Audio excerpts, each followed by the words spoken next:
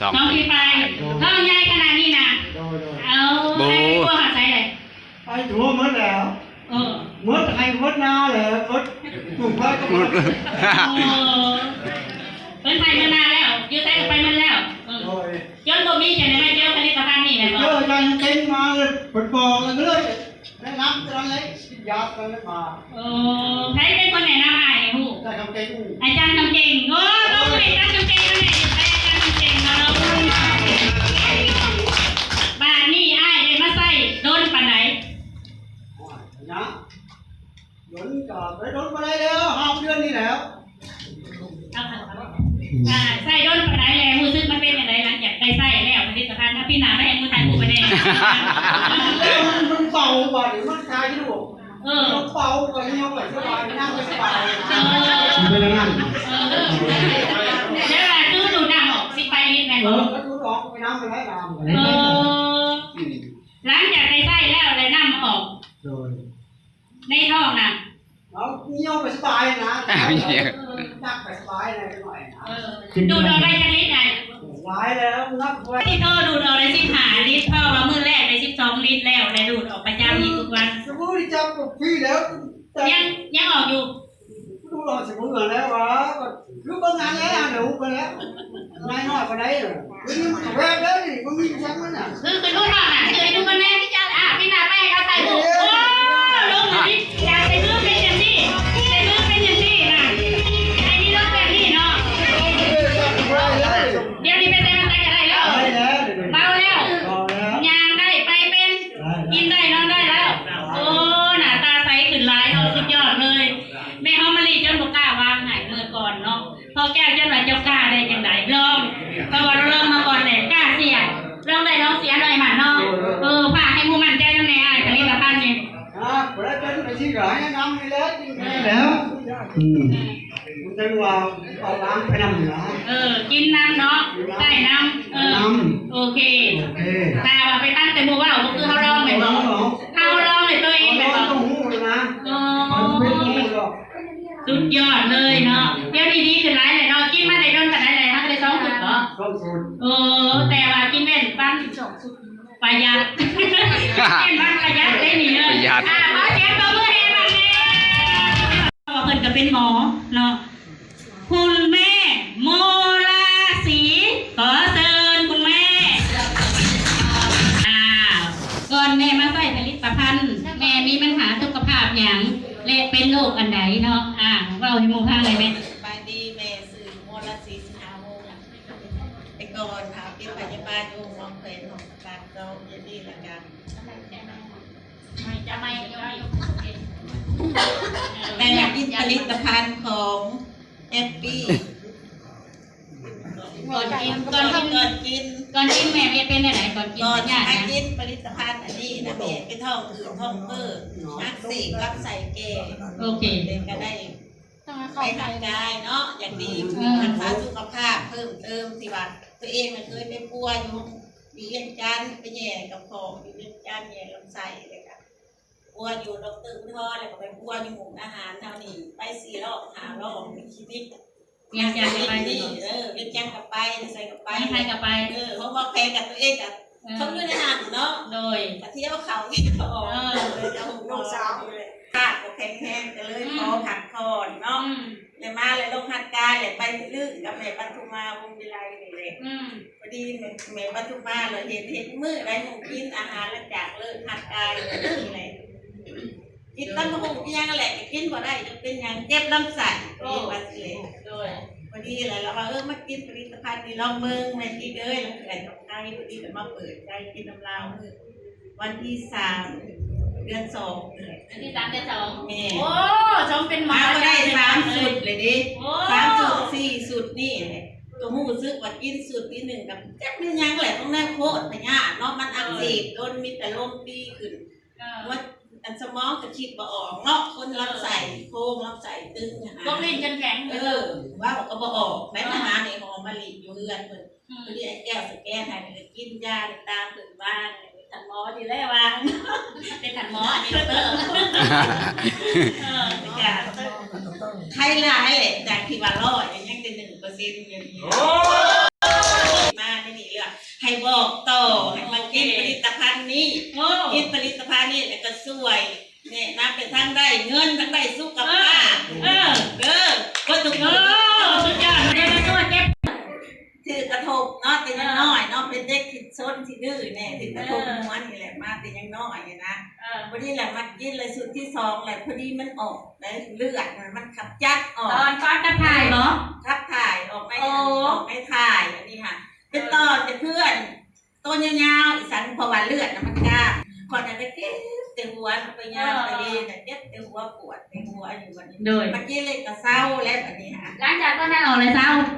โอ้เบิ่งดูแต่กระตบแต่ยังน้อยยังข้างเนาะแม่เนาะ ข้างได้ ขนาดเราเป็นหมอแล้วแม่นบอกอีกประเด็นมาแล้วแม่นบอกแต่ยังบอกคือกับโปรตีนแม่นบอก กินโปรตีนแต่นี่เลยกันยังก็ไม่ตัวมาให้ จ้าบ่ได้แล้วเจ้า ที่สุด ตาตามคุณแม่ปาโตมาเลยหลายคนเอาไว้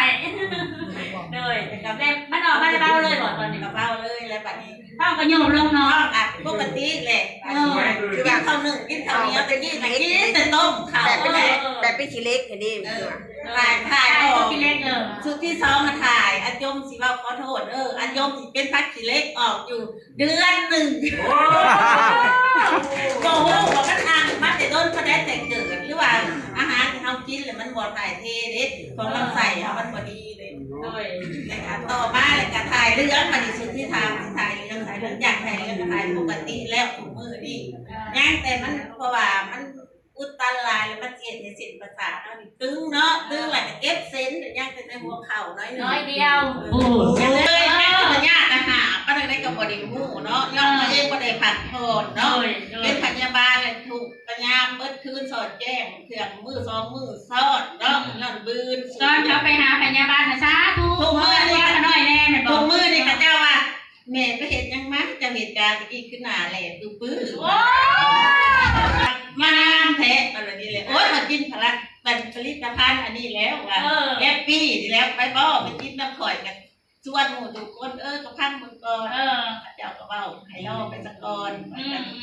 นั่นแหละสุดยอดเลย พ่อแม่ที่ไปหาแม่เด้อข้าจะว่า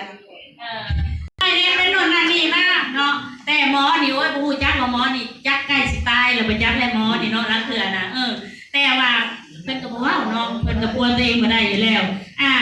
ผู้สุดท้ายนี่เพิ่นเป็นข้าราชการเนาะแต่ว่าเพิ่นบำนาญแล้วเป็นโรคคันเนาะคันมันเป็นสะเก็ดเงินบ่เป็นโรคหยังให้เพิ่นมาเว้าสู่ฟังเองเนาะเพราะว่าเพิ่นมาแต่บ้านหนองบอนเนาะขอเชิญพ่อสุริโยเนาะก่อนเคยจับพ่อเป็นการอีหยังป่วยมาโดนฟันไหนขอเชิญคุณพ่ออันเมื่อก่อนนี่เป็นพยาธิคันเนาะพยาธิผิวหนังนั่นแหละโดยพยาธิผิวหนังในกระตุนกระโตนี่แหละแข้งขาหัวโดยเขาคัดว่าวนิดนึงเขาเอิ้นว่าขี้กะเนาะคัดว่าวเลยว่าวพื้นโลหะของเราขี้กะขี้เลือดโดยแต่ว่าภายหลังที่ในหับข้าวหรือว่าในการทั้งงานทีมงานอีพอเป็นมาโดนอะไรอีพอเป็นมาโดนอะไร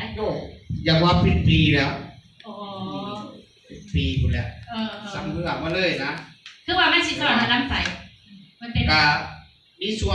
นว่ามันเจ็บในท้องแน่ด้วยช่วงนั้นด้วยมีสองพยาธิกันรอนิดนึงผมเห็นไม่แต่โรคผิวหนังหรอกด้วยว่ามันพยาธิเท่านั้นมีสองพยาธิเจ็บในท้องด้วยพอดีนะครับการแนะนำจาก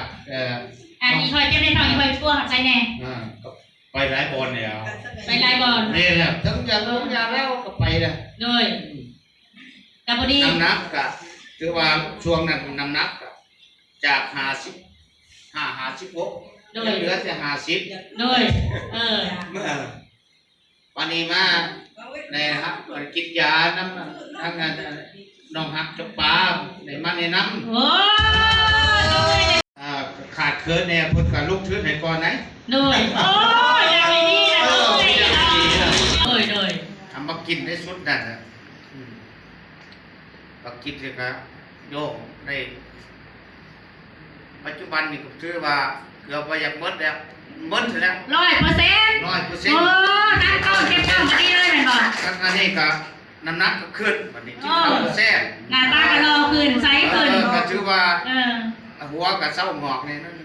เออ คุยกับเก่าเนาะกันรอนิดนึงก็ดีอันนี้ก็ย้อนผลิตภัณฑ์นะครับประทานมากกับ ไอ้นี่พ่อเป็นหยังเฮ็ดข้าราชการหยังว่าเอาชั่วโมงพังเลย เออ เออ แต่ก่อนนี่ก็ว่าข้าราชการกับหลายบทอยู่หลายบทเฮ็ดเนาะอดีตก็เป็นอาจารย์สอน โอ้ ต่อมาก็ไปอยู่สายปกครอง โอ้ จากสำนักปกครองนะออกจากสำนักปกครองไปอยู่สายเศรษฐกิจ โอ้ ไปบนหน้าอยู่สายเศรษฐกิจโดยเฉพาะทรัพยากรธรรมชาติสิ่งแวดล้อมพักพร้อมอำนาจอยู่หันเลย โดยโอ้สุดยอดเนาะ เขาพนันเนี่ยพักพรเนี่ยปี2019 โดย 2019พักพร โดย อันนั้นถือว่าภารกิจในการเฮ็ดเวียกน้ำพักน้ำรัดเนาะถือว่าอายุการเฮ็ดเวียกก็41 ปี โดยโอ้สุดยอด ของอันนี้ถ้าว่าเป็นปัญญาคือข้าพเจ้าก็ลองไปเอาไปกินลองเบิ่งเนาะสมุนไพรของบริษัทเฮปปี้นี่นะพวกเฮานี่ถือว่าอาหารตัวนี้ที่กินยาตัวนี้นี่ โดย กินก่อนเข้า โดย บ่แม่นกินน้ำหลังไหนบ่แม่นหลังอาหารกินก่อนเข้าแต่ละมื้อบ่ให้ลืม โดย ต้องได้กิน โดย เจ้าแต่นั้นแล้วก็ขอแสดงความโปรดใจเด้อ